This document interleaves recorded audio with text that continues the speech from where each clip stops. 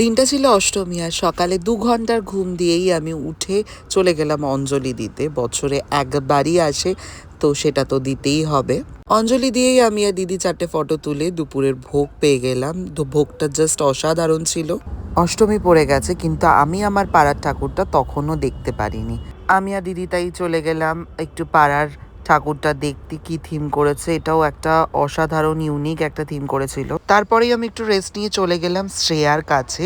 ও একদিনের জন্য শুধুমাত্র এসেছে আমার জন্য, যে কলকাতায় ও আমার সাথে একদিন হলেও ঠাকুর দেখবে। আর একদিনের জন্য এসছে এত জামা কাপড় নিয়ে 4 সেট, যে কি পরবে ও বুঝে পাচ্ছে না। ফাইনালি রেডি হয়ে আমরা বেরিয়ে পড়লাম ঠাকুর দেখার উদ্দেশ্যে।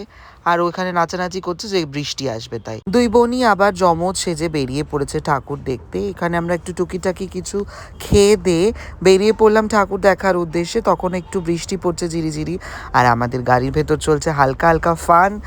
তো জাস্ট অসাধারণ একটা অ্যাম্বিয়েন্স।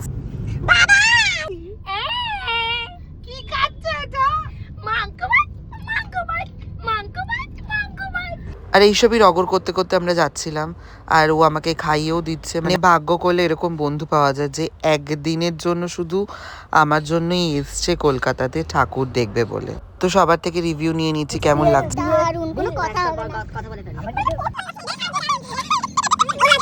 তো আমরা প্রচুর ইলিকঝিলিক রগর করছিলাম আর পৌঁছে গেলাম ঠাকুর দেখতে। আর তখনও বৃষ্টি পড়ছে। আরও ঠাকুর দেখবে বলেই কলকাতায় এসেছিল। আর আমি এবছর তো বলেইছি প্রচুর ঠাকুর দেখবো, মানে ঠাকুর দেখতেই হবে, ম্যান্ডেটারি। আর প্রিয়মদার থেকে জেনে নেব। আর ও এমন একটা স্টেটমেন্ট দিল যেটা আমি ভয়েসে দিতেই পারলাম না। রাত তখন 2:30 থেকে 3টে, খুবই বৃষ্টি পড়ছে। আর এই বৃষ্টির মধ্যে মনে হয় ঠাকুর না দেখে একটু ফান করা বেটার। তো বাড়ির দিকে আস্তে আস্তে দেখলাম সবই শুকনো। শ্রেয়া একদিনের জার্নি করে খুবই ক্লান্ত, ঘুম পেয়ে গেছে। ততক্ষণে আমাকে সাই আর জিজু 140 বার কল করে ফেলেছিল, আমার জন্যই বসেছিল ওরা খেতে যাবে বলে। আর ক্লিপগুলো আমার নেওয়া হয়নি সাইয়ের পাগলামির জন্য।